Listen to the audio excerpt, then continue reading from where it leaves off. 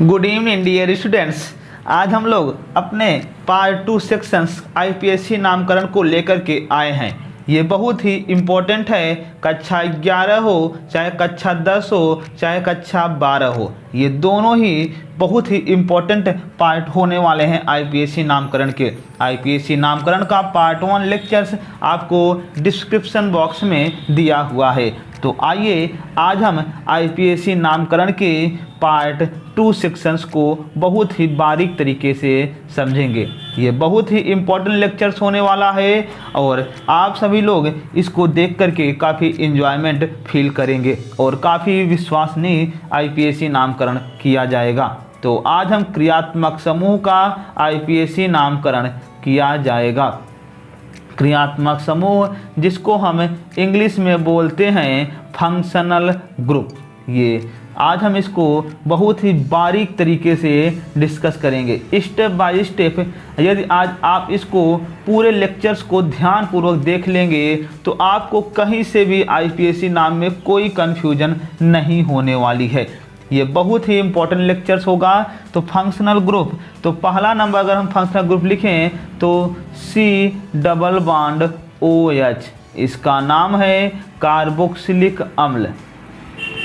Carboxylic अम्ल इसका नाम तो है, लेकिन हमको आईपीएससी नाम करते समय बहुत ज़्यादा ज़रूरत है अनुलग्न और पूर्वलग्न की। जी हाँ, हम अपने पार्ट 1 लेक्चर्स में डिस्कस किए हैं क्या होता है अनुलग्न और क्या होता है पूर्वलग्न। तो आज हम इनके पूर्वलग्न और अनुलग्न भी एक साथ लिखेंगे, तभी आप आईपीएससी नाम करने में काफ़ी मज़ा पाएंगे। आइए हम आज इसके इन सभी क्रियात्मक समूहों के अनुलग्न और पूर्वलग्न भी लिख लेते हैं। अब जैसे COH लिखा हुआ है, इसको हम पहला नंबर कार्बोक्सिलिक समूह है, इस अम्ल का या इस क्रियात्मक समूह का पूर्वलग्न होगा कार्बोक्सी, इसका पूर्वलग्न होगा कार्बोक्सी और अनुलग्न होगा ओइक अम्ल। तो पूर्वलग्न है कार्बोक्सी और अनुलग्न है ओइक अम्ल। तो COOH कार्बोक्सिलिक समूह का पूर्वलग्न है कार्बोक्सी और अनुलग्न है ओइक अम्ल। ये पहला नंबर क्रियात्मक समूह, इसका पूर्वलग्न और अनुलग्न आपको तैयार हो जाना चाहिए। ये आप अपनी कॉपी में बाकायदे नोट्स बनाइएगा, तभी आप क्रियात्मक समूह का आईपीएससी नाम करने में एंजॉय फील करेंगे। दूसरा नंबर SO3H, जिसका नाम है सल्फोनिक अम्ल। इसका यदि हम पूर्वलग्न लिखें तो इसका पूर्वलग्न है सल्फो और अनुलग्न क्या है, तो अनुलग्न आप इसका पूरा नाम बताएंगे सल्फोनिक अम्ल।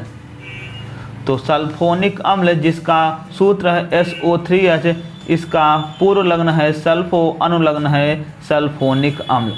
अब हम तीसरे नंबर यदि हम जो है क्रियात्मक समूह को लेकर के चलें तो तीसरा नंबर हमारा जो क्रियात्मक समूह होगा उसका नाम होगा साइनाइड समूह। बहुत ही इम्पोर्टेंट, बहुत बेसिक से आप तैयार करिएगा बाकायदा नोट्स बना करके, ये बहुत ही इम्पोर्टेंट होने वाले हैं। तीसरा नंबर जैसे हम लिखते हैं कि साइनाइड समूह, ये साइनाइड इसका नाम है, इसको हम नाइट्राइल के नाम से भी जानेंगे। मतलब इसका पूर्वलग्न होगा साइनो और अनुलग्न होगा नाइट्राइल। साइनो कब लगाएंगे, जब ये साइड चेन के रूप में कार्य करेगा, और नाइट्राइल कब लगाएंगे, जब साइनाइड का कार्बन हम लोग काउंटिंग करते जाएंगे, तब साइनाइड का हम अनुलग्न नाइट्राइल लगा देंगे। तो साइनाइड का पूर्वलग्न है साइनो और अनुलग्न है नाइट्राइल। ये आप अपने कॉपी में अच्छी तरीके से लिखते रहिएगा। अगला नंबर है NC, मतलब जब N अपना रिफॉर्म करता है तो आइसो फॉर्म आ जाता है, तो इसका पूरा नाम NC का हो जाएगा आइसोसाइनाइड। लेकिन अब हम इसका पूर्वलग्न लिखेंगे तो बस साइनो के आगे जोड़ते चले जाएंगे आइसोसाइनो, और इसी प्रकार से अनुलग्न में भी हम जोड़ लेंगे क्या कि आइसोनाइट्राइल।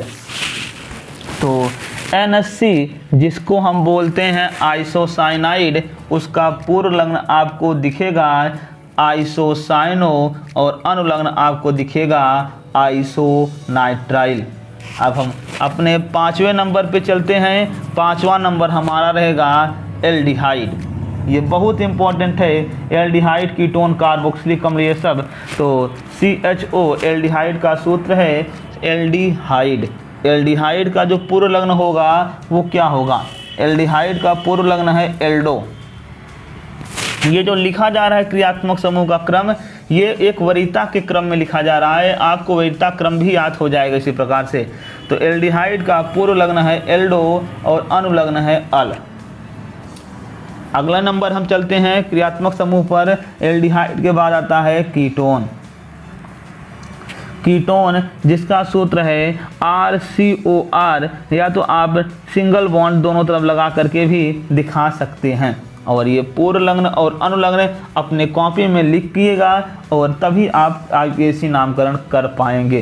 तो पूर्व लग्न कीटोन का होगा कीटो और अनुलग्न होगा ओन। अभी हम बताएंगे कि ये पूर्व लग्न और अनुलग्न कहाँ इस्तेमाल होते हैं। सातवां और अंतिम OH, इसका नाम है एल्कोहल। एल्कोहल ये बहुत इंपॉर्टेंट होता है, बार बार बोर्ड एग्जाम आया हुआ है। एल्कोहल इसका पूर्व लग्न होगा हाइड्रॉक्सी और अनुलग्न जो होगा वो होगा आल। तो कंफ्यूज नहीं होना है। एल्डिहाइड का आपको दिख रहा होगा अनुलग्न अल और एल्कोहल का अनुलग्न होता है आल। ये पूरे अपने कॉपी में एक प्रॉपर तरीके से लिख लीजिएगा, तब आप IUPAC नाम करने में काफ़ी इंजॉयमेंट फील करेंगे। तो अनुलग्न और पूर्व लग्न क्या होते हैं, तो आपको ये ध्यान रखना है।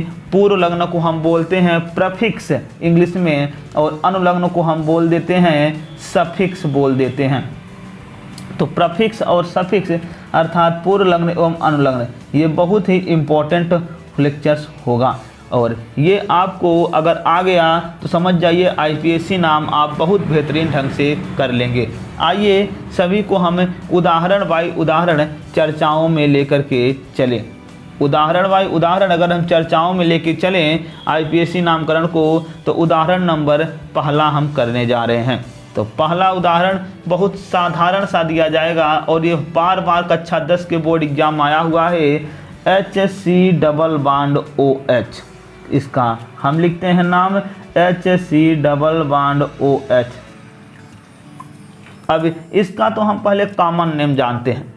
इसका अगर हम कॉमन नेम मतलब सामान्य नाम अगर हम देखें तो इसका सामान्य नाम होगा फार्मिक अम्ल, क्योंकि फार्मिका नामक चींटी से निकाला गया था, इसलिए सामान्य नाम हम लोग जहाँ से निकालते हैं वही का हम सामान्य नाम लिख देते हैं। लेकिन अगर इसका IUPAC नाम बनाएंगे तो एक कार्बन है, तो एक कार्बन को हम बोलेंगे मेथ। आपको कल के लेक्चर्स में रूट वर्ड सिखाया गया था। तो एक कार्बन को मेथ बोलते हैं। और COOH है, तो COH जब मुख्य क्रियात्मक समूह के रूप में कार्य करता है तो उसका अनुलग्न लगाते हैं ओइक अम्ल। तो इसका IUPAC नाम दोनों मेथ और ओइक जुड़ जाएगा, तो मेथ धन ओइक बराबर बन जाएगा आपका मेथेनोइक अम्ल। बहुत इंपॉर्टेंट है, ये बार बार बोर्ड एग्जाम में आया हुआ है। मेथ धन ओइक अम्ल बराबर मेथेनोइक अम्ल।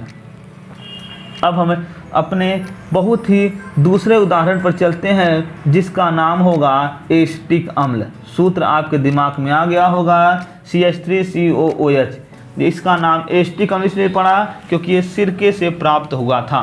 आइए पहले इसका हम सामान्य नाम लिख लेते हैं। इसका सामान्य नाम है एसिटिक अम्ल, क्योंकि सिरके से पहली बार निकाला गया था।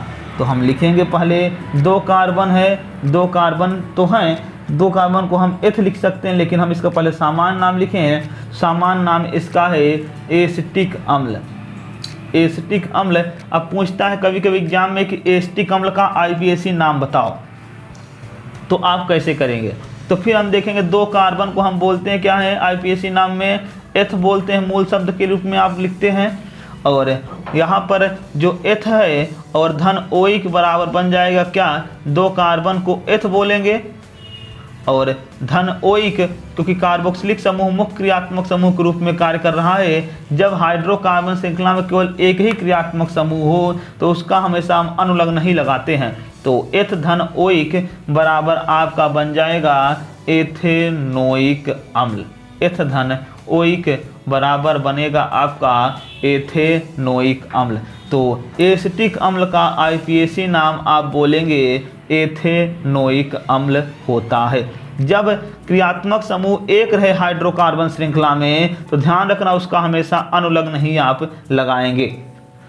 अब अगला नंबर लिखा हुआ है, जैसे उदाहरण लिखा है CH3CHOH और यहाँ COOH लिखा हुआ है। अब देखिए यहाँ पर आपको दो क्रियात्मक समूह दिख रहे हैं, तो आपको इन दोनों क्रियात्मक समूह में इस वरीयता श्रेणी को देख करके निर्धारित कर लेना है इसमें किसका लगेगा पूर्व लग्न और किसका लगेगा अनुलग्न। जो वरीयता श्रेणी में क्रियात्मक समूह ऊपर होगा उसका हमेशा लगेगा अनुलग्न, जो नीचे होगा उसका लगेगा हमेशा पूर्व लग्न।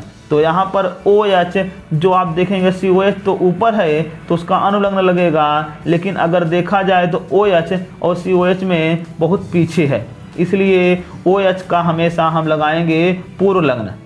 तो OH का पूर्व लग्न हाइड्रॉक्सी है और अनुलग्न क्या है तो आप बताएंगे आल, लेकिन हम यहाँ पर क्रियात्मक समूह का अनुलग्न लगाएंगे तो क्रियात्मक समूह का अनुलग्न आपको मिलेगा ओइक अम्ल और एल्कोहल का आपको मिलेगा पूर्व लग्न हाइड्रॉक्सी। तो आपको जब दो क्रियात्मक समूह दिखे तो आप सिंपल सा उन दोनों को प्राथमिकता देने के लिए वरीयता का क्रम आपको याद होना चाहिए। वरीयता क्रम याद रहेगा तो COH को हम मुख्य मानेंगे क्योंकि ऊपर था वो, OH कहाँ था नीचे था, उसको हम मानेंगे साइड चेन ग्रुप में। तो 1 2 3 हमेशा आप लोवेस्ट कार्बन दे तो क्रियात्मक समूह को तो हम लिखेंगे इसका पहले हम पूर्व लग्न लिखते हैं तो 2 हाइड्रॉक्सी से लगा के ये नीचे था क्रियात्मक समूह COH से नीचे था, इसलिए 2 हाइड्रॉक्सी। फिर कितने कार्बन है प्रोप धन ओइक अम्ल बराबर बन जाएगा प्रोपेनोइक अम्ल। तो इसका आईपीएसी नाम आप लिखेंगे प्रोपेनोइक अम्ल। चौथा एग्जाम्पल है, अब आपके दिमाग में कुछ आइडिया आ रहा होगा। अगला उदाहरण लेते हैं CH2COOH, फिर इसके नीचे भी CH2COH लिखा हुआ है। यदि ये आप एग्जाम्पल्स कर ले जाएंगे तो आप बहुत अच्छी तरीके से आईपीएसी नाम सीख जाएंगे। इसको देखो 1 2 3 और यहाँ क्या लिख दिए 4 कार्बन की लंबी श्रृंखला हमको मिल गई। चाहे हम नीचे से जाते चाहे ऊपर से जाते दोनों सेम पड़ता, क्योंकि दोनों ही क्रियात्मक समूह समान हैं, क्योंकि COH दोनों तरफ था, चाहे इधर से गिने चाहे उधर से गिने। तो हम ऊपर से आए थे 1 2 3 और 4। अब यहाँ पर कोई साइड चेन नहीं है ना कोई दूसरा क्रियात्मक समूह है, तो हम इसका सीधे अनुलग्न ही इस्तेमाल करते हैं। मतलब जब क्रियात्मक समूह एक ही रहे हाइड्रोकार्बन श्रृंखला में तो उसको हम मुख्य क्रियात्मक समूह मानते हैं, उसका हमेशा अनुलग्न ही हम लगाते हैं। तो हमें यहाँ पे अनुलग्न लिखेंगे, लेकिन यहाँ पे 4 कार्बन का रूट वर्ड होता है ब्यूट, तो पहले ब्यूट लिखेंगे। फिर कहाँ कहाँ क्रियात्मक समूह था पहले और चौथे पर, तो हम लिखेंगे ब्यूट 1 4 और 2 बार आया तो 2 के लिए लिखेंगे डाई ओइक अम्ल। तो इसका आईपीएसी नाम पूरा का पूरा बन करके क्या निकल के आया आपको दिख रहा होगा ब्यूट 1 4 डाई ओइक अम्ल। तो आपको एक कंप्लीट स्ट्रेटजी, एक कंप्लीट प्लानिंग आपके दिमाग में आ जानी चाहिए। ये अगर आपको वरीयता क्रम की श्रेणी याद रहेगी तो आप बहुत ही आसानी तरीके से इसको कोई भी मिलेगा क्रियात्मक समूह कर सकते हैं। 5वें नंबर उदाहरण पर चलते हैं। 5वां नंबर हमारा उदाहरण है कुछ इस प्रकार से है कि CH3CH नीचे लिखा हुआ है OH, आगे लिखे हुआ है जो है CHO, फिर लिखा हुआ है CH2, फिर लिखे हैं COOH। इसको आप कैसे करेंगे? अब यहाँ देखिए 3 क्रियात्मक समूह आ चुके हैं आपके पास, तो तीनों में आपको देखना है कि सबसे ऊपर कौन है वरीयता श्रेणी में। तो वरीयता श्रेणी में इन तीनों में सबसे ऊपर कौन है? इन तीनों में सबसे ऊपर अगर वरीयता श्रेणी में आपको दिखेगा तो COOH सबसे ऊपर है ना। तो वो हमारा क्या होगा, उसका मुख्य क्रियात्मक समूह है, अर्थात वो हमारा हो जाएगा अनुलग्न, और ये दोनों हमारे हो जाएंगे साइड चेन, क्योंकि एक मुख्य क्रियात्मक समूह होगा बाकी सब साइड चेन। लेकिन यहाँ क्रियात्मक समूह दोनों अलग अलग हैं, तो हम यहाँ वरीयता क्रम नहीं देखें कि अब एल्कोहल अगर कार्बोक्सिलिक अम्ल के बाद एल्डिहाइड तब जो है एल्कोहल, नहीं, यहाँ हमको देखना है अल्फ़ाबेट ऑर्डर। एक को हम मुख्य क्रियात्मक समूह मान लिए, फिर उसके बाद जितने भी क्रियात्मक समूह होंगे उन सब का हम अल्फ़ाबेट ऑर्डर ही इस्तेमाल करेंगे। तो 1 2 3 4 और 5 कार्बन की हमको लंबी श्रृंखला मिल चुकी है। तो हम इसको पहले इनका हम पूर्व लग्न देख लेते हैं। इनका पूर्व लग्न OH का पूर्व लग्न है, आपको दिखेगा हाइड्रॉक्सी, और वहीं पर एल्डिहाइड का पूर्व लग्न देखा जाए तो है एल्डो। इसका एल्डो की स्पेलिंग है ALDO, हाइड्रॉक्सी का है HYDROXI। तो H और A। अब बताइए एल्डो उसका पूर्व लग्न एल्डिहाइड का एल्डो है, OH का पूर्व लग्न क्या है, H है। तो इन दोनों में आपको ABCD आती है नहीं आती है? ABCD आएगी तो A पहले आता है, H बाद में आता है। तो हम पहले लिखेंगे A वाले को, तो 3 एल्डो। उसके बाद देखिए जो है यहाँ पर 3 एल्डो लिख दिए। अब OH वाले का हाइड्रॉक्सी होता था 4 हाइड्रॉक्सी। हम इनको वरीयता क्रम में नहीं लिख रहे हैं, हम इनको अल्फ़ाबेटिकल ऑर्डर में लिख रहे हैं। तो 3 एल्डो 4 हाइड्रॉक्सी और 5 कार्बन है, तो 5 का लिखेंगे पेंट धन ओइक अम्ल बराबर बन जाएगा आपका पेंटेनोइक अम्ल। तो IPAC नाम पूरा बनेगा 3 एल्डो 4 हाइड्रॉक्सी पेंटेनोइक अम्ल। ये बहुत ही इम्पोर्टेंट होंगे। आपको चाहे कोई भी क्रियात्मक समूह वाला यौगिक दे दिया जाए, आप बहुत आसान तरीके से कर सकते हैं।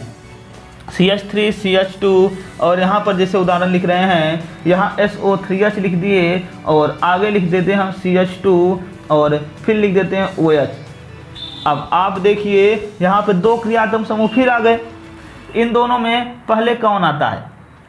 तो देखिए वरीयता श्रेणी में SO3H पहले आएगा और OH बाद में आएगा, लेकिन हमको नंबरिंग उधर से करना है जिधर से क्रियात्मक समूह नज़दीक हो। इधर से नज़दीक है तो 1 2 3 और ये 4। अब इन चारों में आपके पास एक कंप्लीट स्ट्रेटजी हो जाएगी कि ये जो है SO3H और OH 2 क्रियात्मक समूह जो आए हैं, इसमें ऊपर कौन है? ऊपर है सल्फोनिक अम्ल और नीचे है एल्कोहल। तो एल्कोहल का क्या लगेगा? पूर्व लग्न।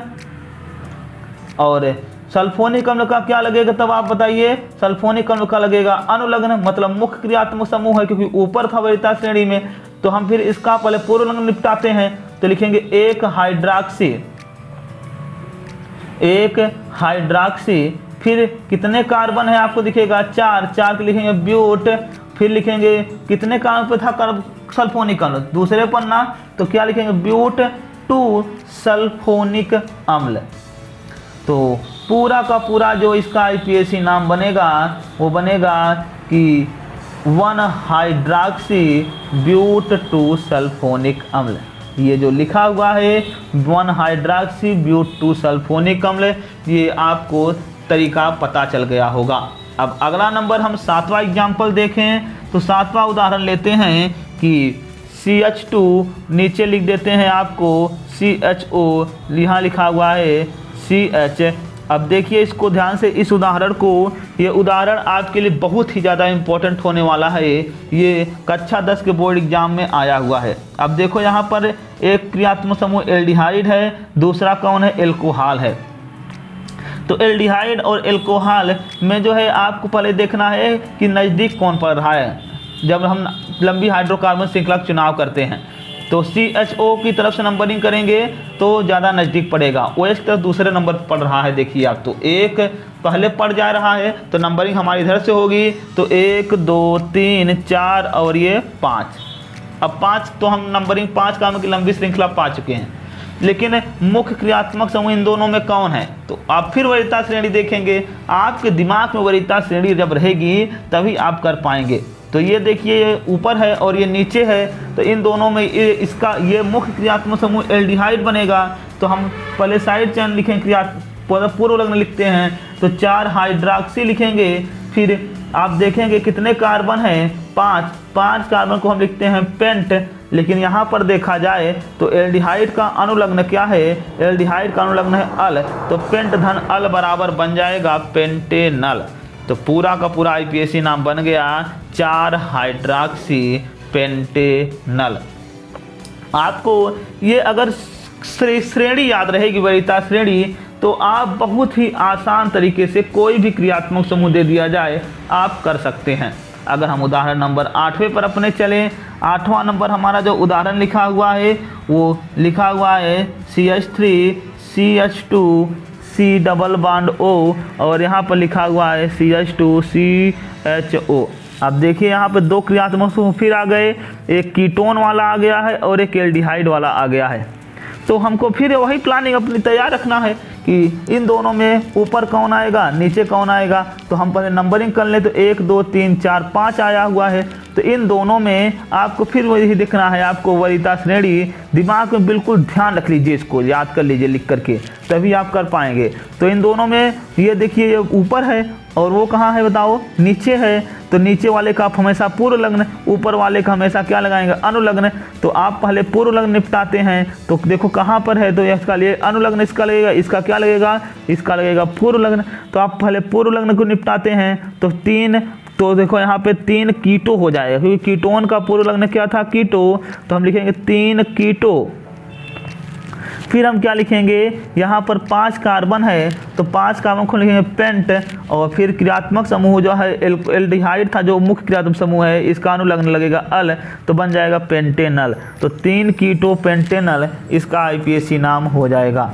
अगर हम उदाहरण नंबर 9 पर चलें तो लिखा हुआ है CH3 CH2, यहाँ पर लिखा हुआ है C डबल बॉन्ड O और यहाँ पर लिखा हुआ है CH और Cl और यहाँ लिखा है COOH।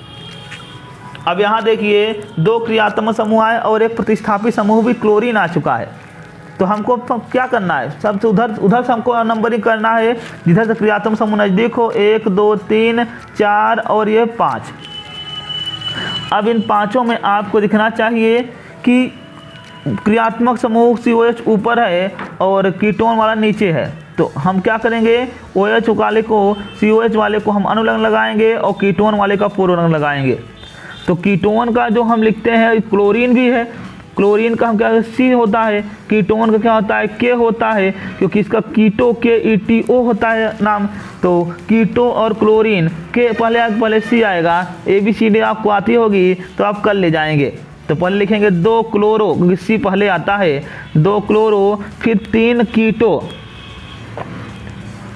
फिर कितने कार्बन 5 कार्बन के लिए आप क्या लिखेंगे पेंटेनोइक अम्ल, पेंट धन ओइक अम्ल बराबर बन जाएगा पेंटेनोइक अम्ल। ये आपका इसका आईपीएसी नाम बन जाएगा 3 2 क्लोरो 3 कीटो पेंटेनोइक अम्ल। ये अगर श्रेणी आपको दिमाग में रहेगी तो आप बहुत आसान तरीके से क्रियात्मक समूहों का आईपीएसी नाम कर ले जाएंगे। लेकिन हाँ, अगर आपको आईपीएसी नाम याद रहेगा तब हम आपको एक उदाहरण, ये 10वां नंबर देते हैं, आप इसको ज़रूर कमेंट बॉक्स में बताइएगा, क्योंकि ये आपके अगर पूरे जो है 9 क्वेश्चंस का अगर डाटा आपके दिमाग में आ जाएगा तो आप बहुत आसान तरीके से इसको कमेंट बॉक्स में बता सकते हैं। हम उन्हीं लोगों को मानेंगे जो कमेंट बॉक्स में बताएंगे कि ये कैसे इसका आईपीएसी नाम होगा। तो आपको यदि ये वीडियो अच्छी लगी हो तो वीडियो को लाइक कर दीजिएगा और इस चैनल पर पहली बार होंगे तो चैनल को सब्सक्राइब कर लीजिएगा। तब तक के लिए आप लोगों के लिए धन्यवाद।